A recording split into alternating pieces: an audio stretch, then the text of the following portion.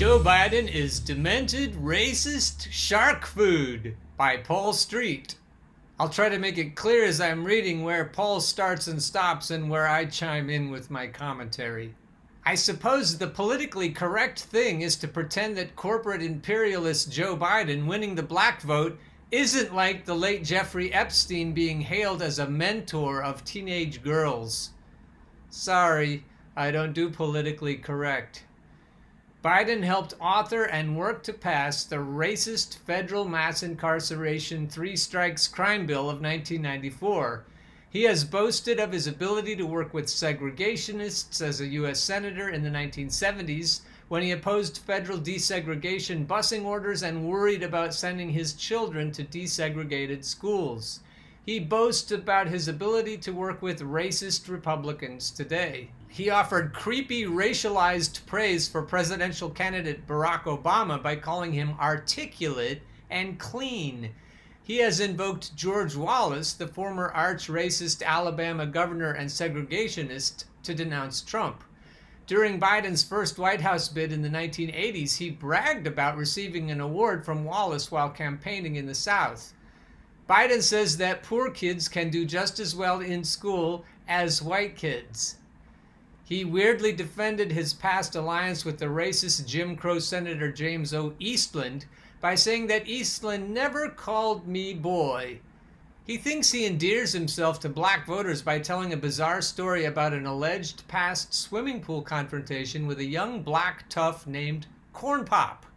Last September, during the third Democratic presidential debate, a black female ABC moderator asked Biden the following question about segregated schools, the legacy of slavery, and his past dismissal of the notion of reparations for slavery.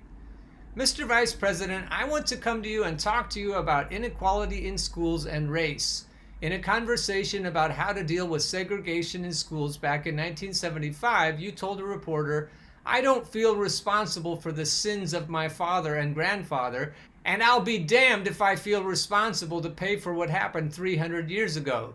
You said that some 40 years ago, but as you stand here tonight, what responsibility do you think that Americans need to take to repair the legacy of slavery in our country?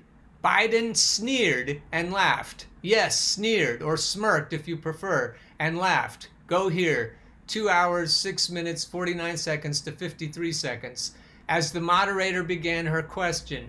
Then came Sleepy Joe's pathetic, jumbled, evasive, and raving response.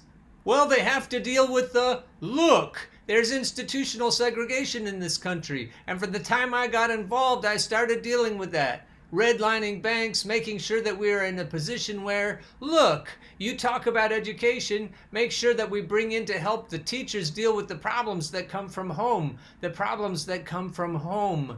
We have one school psychologist for every 1,500 kids in America today. It's crazy. The teachers I'm married to a teacher. My deceased wife is a teacher. They have every single problem coming to them. Make sure that every single child does, in fact, have 3, 4, and 5-year-olds go to school. School, not daycare, school. We bring social workers into homes and parents to help them deal with how to raise their children. It's not that they don't want to help. They don't know quite what to do. Play the radio. Make sure make sure you have the record player on at night. Make sure that kids hear words. A kid coming from a very poor school, a very poor background will hear 4 million words fewer spoken by the time they get there. This was absurd. It was not true that his deceased wife is a teacher. How could she have been decades after her death? Biden's current wife is not an inner city teacher. She was an English professor who teaches mostly white college students. Biden's record player line was widely and justly mocked at a comedic level. Had Biden not heard about CD and DVDs yet? Had he never heard of books and of parents reading to their children? Did Biden propose to initiate a federal program to distribute phonographs to poor families? A vinyl New Deal? The main things to take critical note of were twofold. Number one, his complete evasion of the main question the ABC moderator asked him about, his 1975 dismissal of the notion that white America owes black America anything for centuries of slavery and Jim Crow. Number two, the single most coherent thread in Biden's response, victim blaming.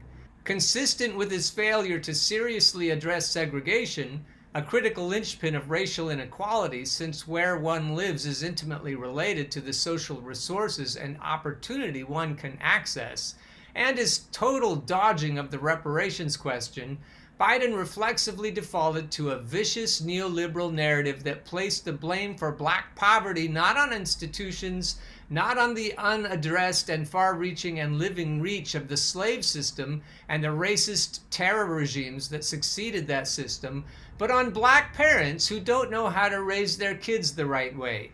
The writer Anand Giridharadas got it right.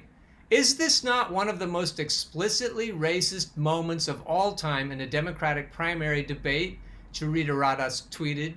Asked about his past comments denying responsibility as a white man for America's sins, he gives an answer insinuating that black parents don't know how to raise kids.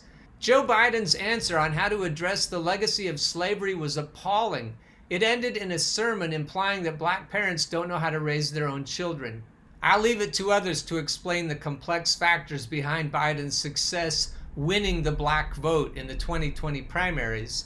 The representational/symbolic association with the nation's first black president, Barack Obama, unmentionably himself an objectively white supremacist president of the United States.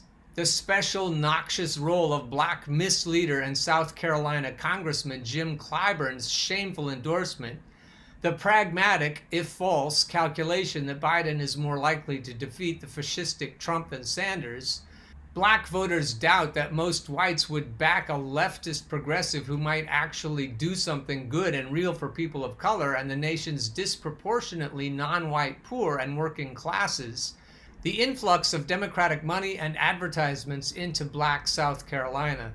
I don't deny the relevance of those factors. Just don't tell me that the racist and dementia-addled right-wing clown Joe Biden winning the black vote isn't a pathetic statement about the state of racial politics in the U.S. today. And don't tell me that the coming nomination of Joe Biden isn't another sick victory for the inauthentic opposition party of fake resistance. Sadly, Biden, with his brains coming out of his ears for years now, is slated to become a squealing seal in the jaws of the great orange shark Donald J. Trump. As Newsweek reported yesterday, Joe Biden mistakenly endorsed President Donald Trump during a speech in St. Louis, and Donald Trump responded with, "I agree with Joe," on Twitter. In his speech, former Vice President Joe Biden said, "We cannot get reelected. We cannot win this reelection. Excuse me, we can only reelect Donald Trump." Dan Scavino, assistant to the president and director of social media at the White House, tweeted a video of Biden's mistake and called him Sleepy Joe, which is the president's nickname for Biden. Trump then retweeted the video agreeing with Biden's mistaken endorsement. Biden has made similar gaffes recently, including calling himself an O'Biden-Bama Democrat and saying that he is running for the United States Senate. Trump recently mocked Biden over a mistake when Biden said he was looking forward to Super Thursday instead of Super Tuesday. At a campaign rally in Texas, Biden said, "Look, tomorrow is Super Tuesday," and realizing what he had said, added, "I tell you what, I'm rushing ahead, aren't I?" Then during a campaign speech in North Carolina, Trump commented on the mistake and said, "I thought he gave up the presidency the other day. He said he's running for the Senate. I looked at the First Lady, I said, hey, he's running for the Senate." Trump then added, "And today he just said Super Thursday. He's looking forward to Super Thursday." Any chance of an intervention here? We are all looking forward to the 2020 death of democracy dementia debates. The pragmatic calculation is false. Racist tragedies will escalate along with other ones when Biden can only, as he says, re-elect Donald Trump. End note. My sea animal metaphor is admittedly flawed. As John Crisman wrote me, the shark is at least merciful enough to make quick work out of the seal. Trump will delight in making the dismemberment of Biden as protracted and as excruciating as he can make it. Trump will be the bored cat who amuses himself with the mouse he has pinned under his paw. So the only thing I'll add to that is, who do the American people think they're fooling if they think that they're going to keep Joe Biden out from under his rock? He's going to make a fool of himself. He's going to make a fool of this entire country.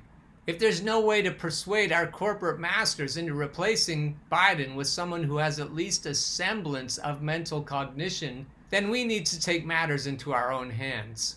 Anyone else who thinks Biden's candidacy is a shit show should jump on this bandwagon and just let everyone know we refuse to endorse this asshole.